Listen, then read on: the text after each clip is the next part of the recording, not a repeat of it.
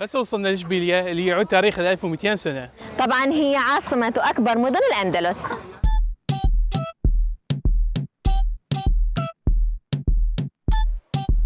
أول ما راح تنزلون لإسبانيا راح تحسون بأكو صدق طاقة كلش حلوة عند شعبها، دائما فرحان وهيك من يسلم عليكم وهلا وهلا الكل يستقبلكم، يعني حتى أنت من تمشي بالشارع أو أنت من تمشين بالشارع تحسون أكو فد شيء راحة نفسية. احنا صدق من ننتقل بين البلدان نلاحظ هذا الشيء إنه شلون ثقافة الشعوب تختلف عن بعض.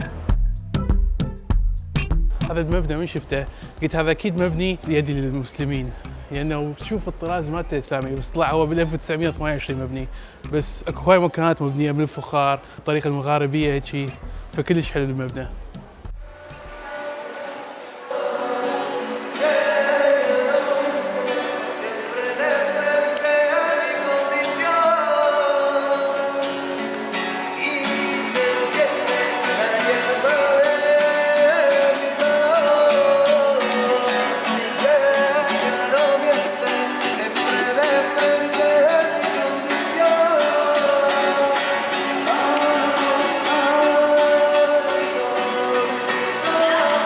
طبعا إذا نرجع التاريخ إشبيلية كانت سابقا اسمها هابيلوس بالعهد الروماني، ومن جينا احنا احتليناها العرب سنة 712 سميناها إشبيلية.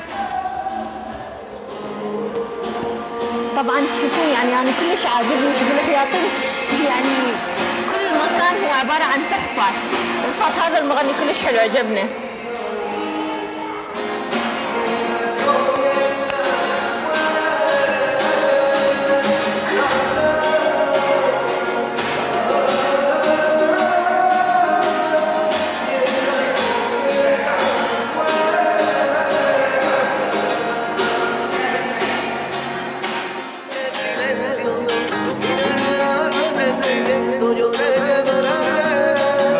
طبعا كلش حركة الأحاسيس، يعني صدق اللي يقدر يدعمه خليه يدعمه. هاي حطيت الاسم هذا قبل شوية، تقدرون تدعموه بأي طريقة. طبعا بالقصر برا مالت السياج هو عبارة عن لوحات، وكل لوحة هي عبارة عن قصة محطوطة هنا. إذا تشوفون كل وحدة وحاطين شنو قصة الصورة مالتها، من تمشون تلقوهن هناك.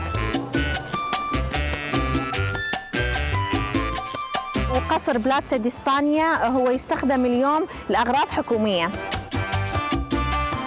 جينا هنا شفنا اكو احد المكانات اللي يبيعون بيه سوفينير، حنختار لكم قطعة ونسوي عليها مسابقة مثل ذيك المرة.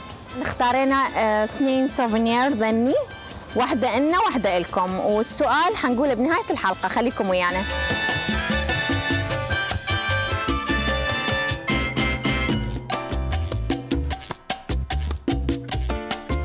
شوف ايش قد حلو، شي كله طراز مغاربي.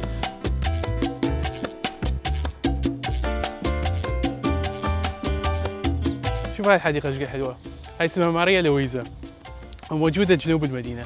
طبعا هي من أهم وأشهر الأماكن السياحية مو بس بإشبيلية، بإسبانيا كلها. وطبعا من تروحون لهذا المكان حتلقون أنواع كلش كثيرة من الطيور والبط أنا كلش عجبتني الببغاءات. بحا وصلنا احنا إشبيلية بالليل الساعة 7 وكنا كلش تعبانين، فسوينا بس تايم لابس ورجعنا نمنا. طبعا احنا كنا بجبل طارق، واذا تريدون تشوفون لسته من البداية راح اخلي لكم لسته من فوق، روحوا تتفرجوا عليها من البداية لانه هاي 3 حلقة. هنا المكان روعة، كل تفاصيله يعني شيء فريد من نوعه. تشوفون هنا اكو اسماك مال زينة وبط، واذا تشوفون هناك اكو عربات تقدرون تاخذون جولة بيها، يعني مكان كلش حلو.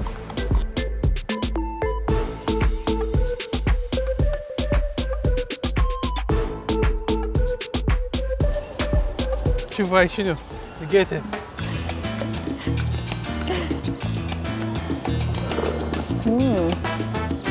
طيب والله صدق مي طيب. طبعا عمار مغامرة مع المياه، دائما هيك يسوي مثل البوصلة.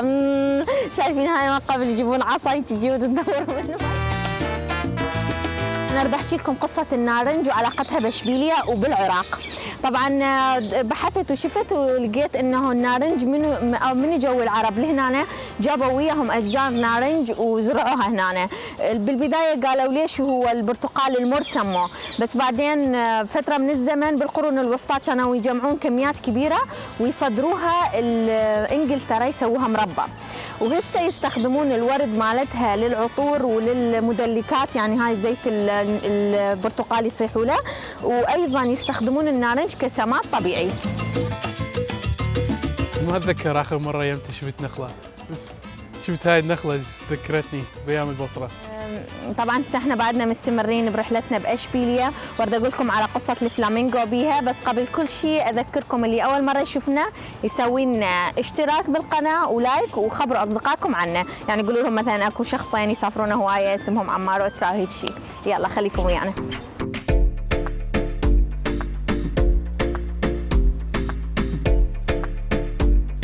هسه احنا بديسمبر، يعني المفروض الدنيا كلش بارده، بس هنا باسبانيا باشبيليا دافيه الدنيا، يعني هي المشكله وين ما تروح. يعني هسه مثلا باسبانيا هنا بالصيف تكون كلش حاره الدنيا، بس بالشتاء هيك يدفوا يعني، فوين ما تروح اكو مشكله، لو حاره لو بارده.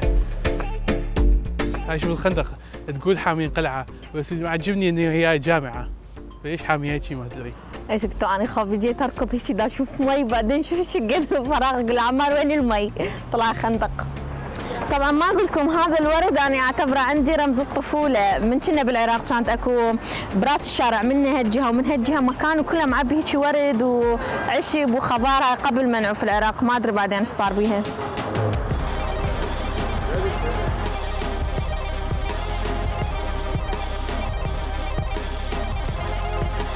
فشي كلش مشهور هنا، هي عبارة عن فطيرة تكون كلش رقيقة ومعجونة بزيت الزيتون ومغطيها بالشكر، هم يسووها يعني يعتبروها فشي مثل اللي عادات وتقاليد مقدسة أو فشي، بس إذا تلاحظون بعدنا لحد هسه احنا مأثرين عليهم يستخدمون هواية زيت الزيتون وهاي الشغلات، شي يفرح.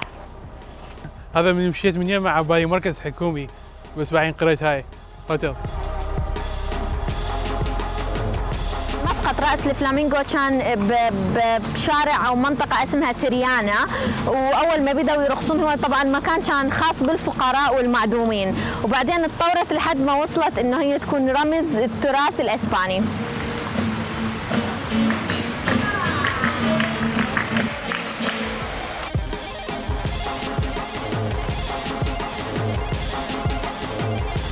هاي طبعا شارع بمركز المدينة صاير، راح ندور جولة حوله.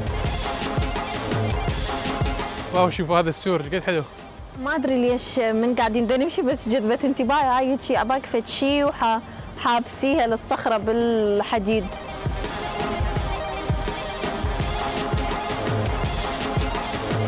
من تجون هنا يا اما تقررون يا اما تسوون دوره داخل المدينه وتفترون بها ويجي وتاكلون هاي، او تفوتون لاحد معالمها السياحيه. اذا تفوتون احد معالمها السياحيه لازم تقعدون من الصبح وتوقفون طوابير كلش طويله مرات تستمر 5 ساعات. احنا نحب انه نشوف اكثر مكانات فلذلك نفركم بالمدينه اكثر. اكيد اليوم احنا ما راح نطب لانه كانت الفكره انه اليوم نكمل باشبيليا وبعدين نروح القرطبه نكمل بها تصوير.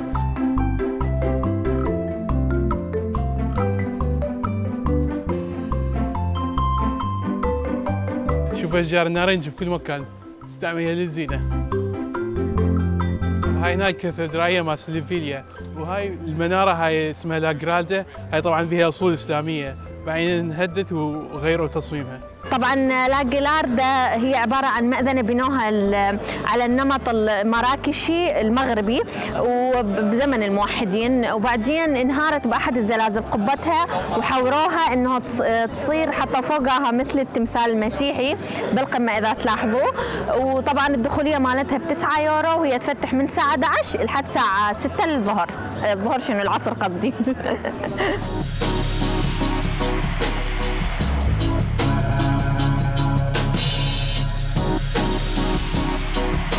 وطبعا كاتدرائية اشبيليا هي اكبر كاتدرائية انبنت بالقرون الوسطى، انبنت تقريبا سنة 1401 على انقاض جامع اشبيليا، ومثل ما حكينا لكم على المأذنة قبل شوية مالتها شلون حاوروها من الداخل طبعا كلها مطلية بالذهب ومستخدمين كميات كبيرة من الذهب، وهي اختيرت بال 2007 من اكثر 12 معلم مهم باسبانيا. بس تخيلوا ما تقدرون تدخلوها ببلاش لازم يدفعون 11 يورو يلا يدخلوها، مع ان هي كنيسه المفروض يعني الدخله مالتها ببلاش. بالنسبة لساعات الزيارة من الساعة 11 الساعة 6 العصر. طبعا جذب انتباهي الشيء انه دا اشوف واحد دا يحمص كاستناء بس بطريقة كلش غريبة، طريقة قديمة.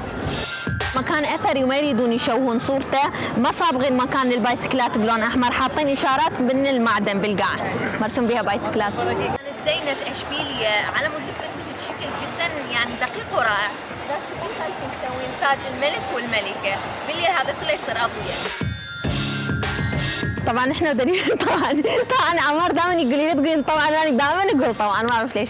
المهم من نمشي باسبانيا تحسون فد شيء مختلف عن بلدان اوروبا الاخرى، لانه تحسون بها حس عربي بها، هيك انتم تمشون حس عربي ياخذكم للوطن العربي. وين ما تمشون الطراز الشرقي تشوفونه، مع انه هي صايره اسبانيا بغرب اوروبا.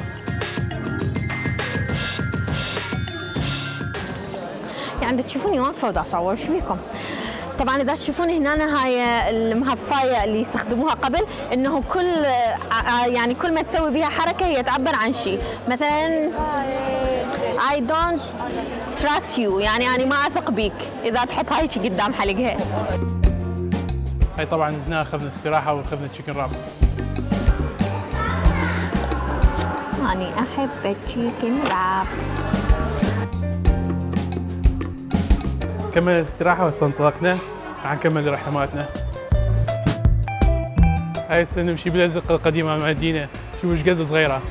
اشبيلية اسمها بالاسباني سيفيليا. هاي الساحة ناصبين بها مدينة العاب بمناسبة الكريسماس، اسمها ساحة هرقلس. طبعا وبذكر هرقل انه هو شخصيه خياليه، ويقولون انه هو اللي بنى اشبيليه وقادس، وانه هو شلون هجر من جبال طارق بن زياد واجى هنا بناها. فالشيء لاحظته باسبانيا كلش عادي انه واحد يشيل ملابس بالبلكونه، بالمانيا ممنوع الشغله هاي. طبعا باسبانيا هنا لاحظنا شيء انه اصواتهم دائما عاليه، هيك شيء ضوضاء كلش كبيره. هواي شجر نارنج شفنا، بس هاي شفناها نومي تفرح. هاي طبعا اكبر بنايه خشبيه بالعالم، بحيث تشوفها تقول مو خشب، بس حتى انا يعني صدق شكيت انه مو خشب، بس يقولون خشب هي يعني. طبعا اسم البناء مترابول باراسول، انتهوا منه بال 2011. بحيث وين ما تشوفون هاي مال الكنيسه، هاي مبينه مناره مال الجامع يعني، ومحاولين لها كنيسه.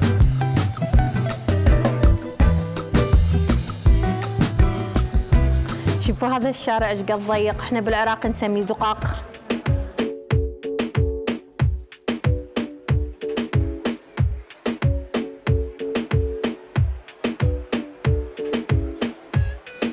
هذا اكثر مكان ازدحام بالمدينه القديمه.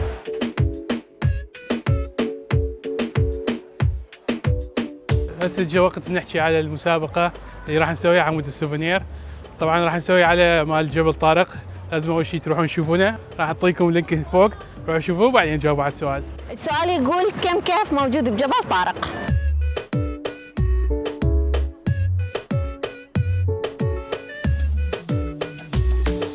شوفوا هذول بعدهم واقفين. هسه احنا بطريقنا للسيارة. زين لحقنا نجي للنهر مال اشبيليه قبل ما نطلع منها.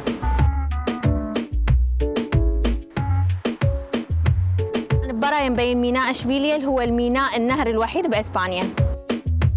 دائما نشوف السياح الصينيين اللي جاي من الصين، عندهم نظره هيك يعني يعيشون الحلم الاوروبي، من لبسهم من شغلاتهم اللي يجوها هنا هيك ما ادري فد شيء غريب.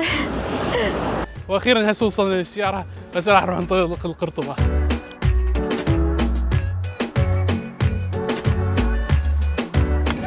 نطلع من اشبيليه ولحد سما شادة حزام الامان.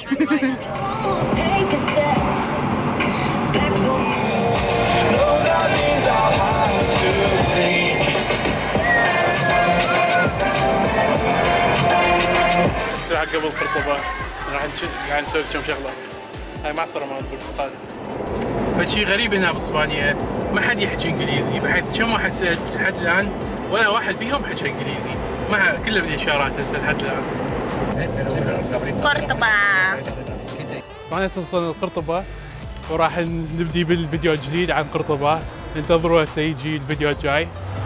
طبعا لا تنسون تشوفون بداية جبل طارق، بعدين رحنا اشبيلية، وهسه وصلنا لقرطبة. هسه راح نحط لكم فيديوهات هنا روح تفرجوا عليها، ولا تنسون تسوون سبسكرايب.